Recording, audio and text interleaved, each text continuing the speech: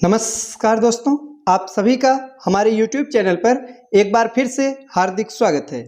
Bihar state 2023 का practice set चल रहा है और आज हम लोग देखेंगे प्रैक्टिस सेट नंबर 9 को। और यह साइंस यानी कि विज्ञान का प्रैक्टिस सेट है, जिसके अंतर्गत आज हम लोग महत्वपूर्ण प्रश्नों पर प्रैक्टिस करेंगे। तो चलिए शुरुआत करते हैं। आज का हमारा पहला प्रश्न है कि निम्न में से कौन सुमेलित नहीं है। तो हमें बताना है कि इनमें से कौन सा सुमेलित नहीं है। तो आइए देखते हैं, एक एक करके देखेंगे। ऑप्शन ए में है बोलोमीटर, दिया गया है ऊष्मीय विकिरण मापने का यंत्र है। बिल्कुल सही है। जो बोलोमीटर है वो क्या होता है, तो ऊष्मीय विकिरण को मापने का एक यंत्र होता है। बी में है कि कैलोरीमीटर, ऊष्मा की मात्रा मापने का यंत्र है। यह भी सही है। कैलोरीमीटर से क्या करते हैं कि ऊष्मा की जो मात्रा है उसे मापा जाता है। सी में है एक्यूमुलेटर, दिया गया विद्युत धारा को एम्पियर में मापने हेतु प्रयुक्त यंत्र होता है। साथियों ये गलत है। जो एक्यूमुलेटर है ये क्या है, तो यह विद्युत ऊर्जा को संचित करने का एक यंत्र होता है। तो हमारा सही जवाब कौन सा होगा, ऑप्शन नंबर सी, यही सही सुमेलित नहीं है। डी में है डायनेमोमीटर, इंजन धारा उत्पन्न की गई शक्ति मापने का यंत्र, यह भी सही है। तो इनमें से जो नहीं सुमेलित है वो है ऑप्शन नंबर सी। अगला प्रश्न है कि निम्न में से कौन सी घटना का संबंध प्रकाश के प्रकीर्णन से संबंधित नहीं है।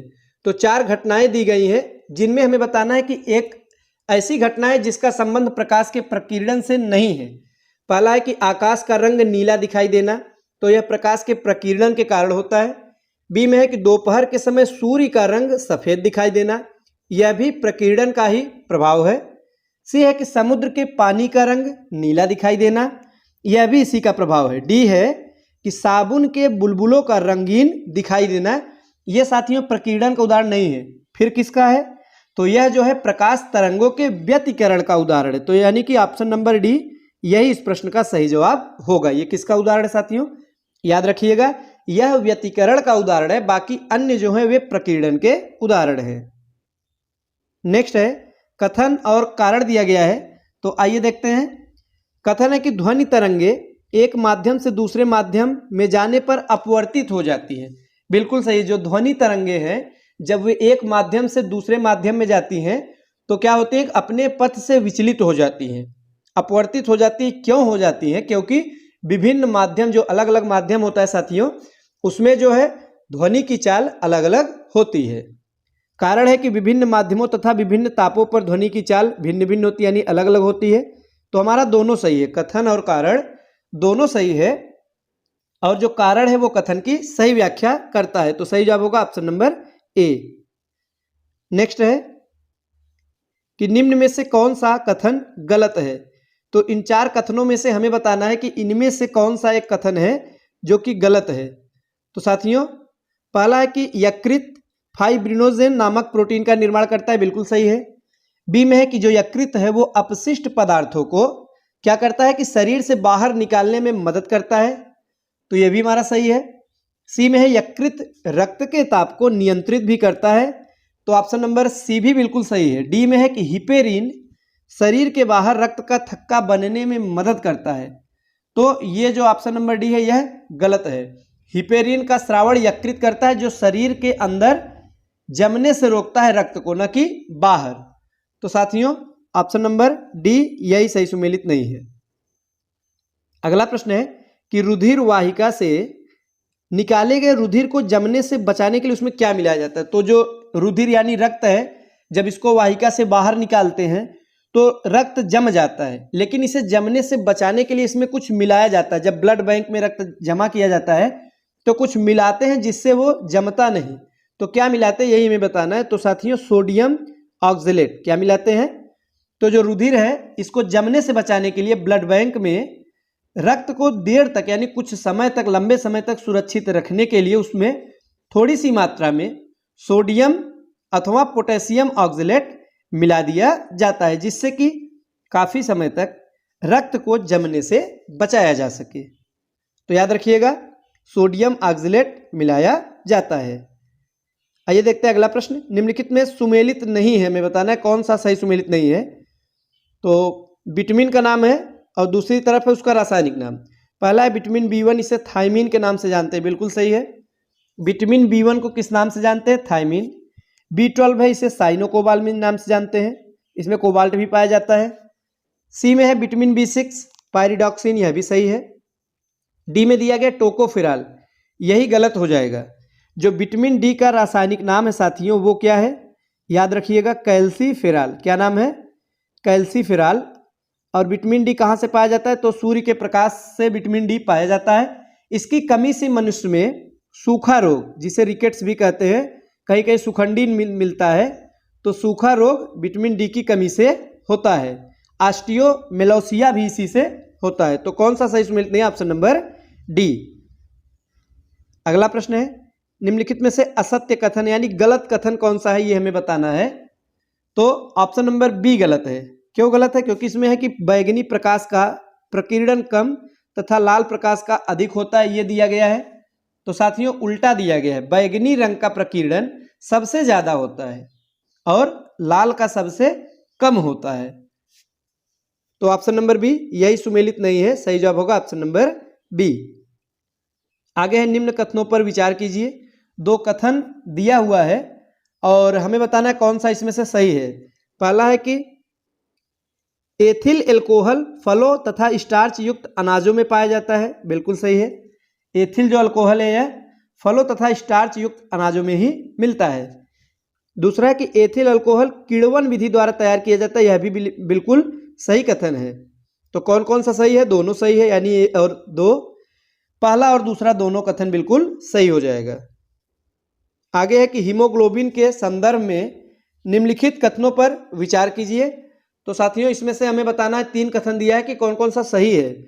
पहला है, यह लौह युक्त प्रोटीन होता है, जो हीमोग्लोबिन है यह लौह युक्त प्रोटीन होता है, बिल्कुल सही है। दूसरा कथन है कि हीमोग्लोबिन का निर्माण हीम वर्णक एवं ग्लोबिन प्रोटीन द्वारा होता है, यह भी हमारा कथन जो है यह बिल्कुल सही है। तीसरा है, यह वायु के संपर्क में आकर ऑक्सी हीमोग्लोबिन यौगिक का निर्माण करता है, तो तीसरा वाला भी हमारा बिल्कुल सही हो जाएगा। तो इस प्रकार से हम ये कह सकते हैं कि उपरोक्त तीनों कथन बिल्कुल सही है, यानी उपर्युक्त सभी इसका जवाब होगा ऑप्शन नंबर डी। अगला प्रश्न है, स्टार्च और सेलुलोज के बारे में निम्न में से कौन सा कथन सही नहीं है? तो बताइए साथियों कौन सा कथन है जो कि सही नहीं है? तो आयोडीन के साथ दोनों रंग प्रदान करते हैं, यही जो दिया गया ऑप्शन नंबर सी, यह गलत है। रंग नहीं प्रदान करते हैं, तो ऑप्शन नंबर सी यही गलत कथन है। नेक्स्ट है, एल्ब्यूमिन प्रोटीन का निर्माण कहाँ होता है? बताइए साथियों, यह जो एल्ब्यूमिन प्रोटीन है इसका निर्माण तो यकृत यानी लीवर में कहाँ होता है? याद रखिएगा, बार बार परीक्षा में पूछा गया प्रश्न है। तो जो एल्ब्यूमिन प्रोटीन है इसका निर्माण यकृत यानी कि लीवर में होता है। और यह करता क्या है? तो यह जो है शरीर की प्रतिरोधक क्षमता जो है उसको बढ़ाने में सहायक होती है। नेक्स्ट है कि मानव रक्त में अम्लीयता बढ़ने से हृदय की गति पर क्या प्रभाव होता है? तो जो मानव का रक्त है यानी जब खून में अम्लीयता बढ़ जाएगी तो हृदय की गति पर क्या प्रभाव पड़ेगा? बढ़ जाएगी कि घट जाएगी कि अपवर्तित रहेगी, क्या होगा साथियों? तो होता क्या है कि हृदय की गति बढ़ जाती है। क्या हो जाएगा?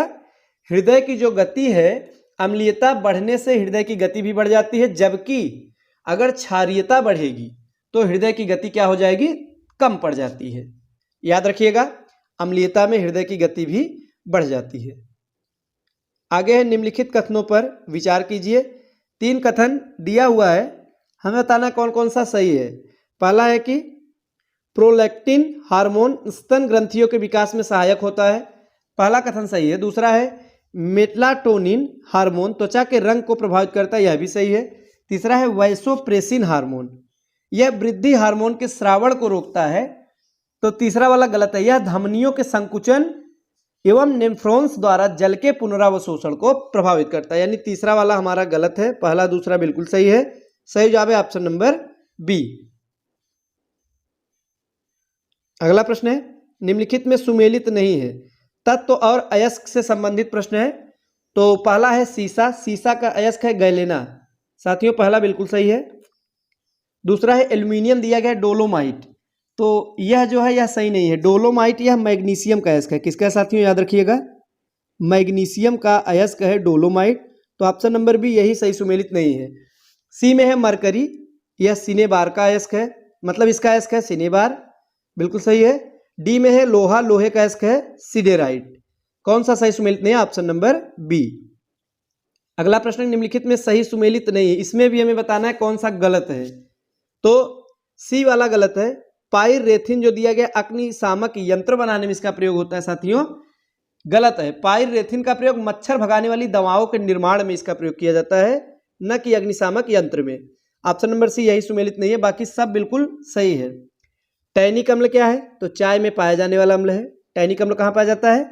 चाय में पाया जाता है। मरकेप्टन क्या है? यहाँ से कई बार प्रश्न बनता है, तो आप इसके बारे में भी जानते रहिए। बेसिक सा प्रश्न है साथियों कि एलपीजी जो गैस होता है, जो हम रसोई गैस प्रयोग करते हैं घरों में, इसमें रिसाव का पता लगाने के लिए, तो जब कभी गैस का रिसाव होता है तो आप लोग जानते होंगे कि एक गंध आती है, दुर्गंध उसमें से निकलता है, तो वो गैस का दुर्गंध नहीं होता, उसमें जो है मरकेप्टन मिलाया जाता है ताकि रिसाव का पता लगाया जा सके।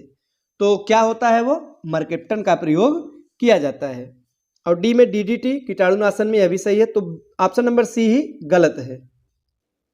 आगे है कि सॉफ्ट ड्रिंक, जिसे कोल्ड ड्रिंक के नाम से भी जानते हैं, में खट्टा जो स्वाद है निम्नलिखित में से किसकी उपस्थिति के कारण होता है? जो कोल्ड ड्रिंक सभी पीते हैं, तो आप लोग जो कोल्ड ड्रिंक जब पीते हैं तो उसमें जो खट्टा स्वाद आता है, तो वो किस अम्ल के कारण है? तो फास्फोरिक अम्ल होता है। कौन सा अम्ल होता है? याद रखिएगा साथियों, फास्फोरिक अम्ल के कारण ऐसा होता है। अगला प्रश्न है, निम्नलिखित में से कौन सा शैवाल मनुष्य की आंत में परजीवी के रूप में पाया जाता है? तो वो शैवाल कौन सा है साथियों? तो वो है ऑसिलेटोरिया शैवाल। सही जवाब हो जाएगा ऑप्शन नंबर बी। तो साथियों ये थे आज के महत्वपूर्ण प्रश्न। वीडियो अच्छा लगा हो तो लाइक करें। मिलते हैं अगले वीडियो में कुछ नए नए प्रश्नों के साथ। तब तक के लिए नमस्कार।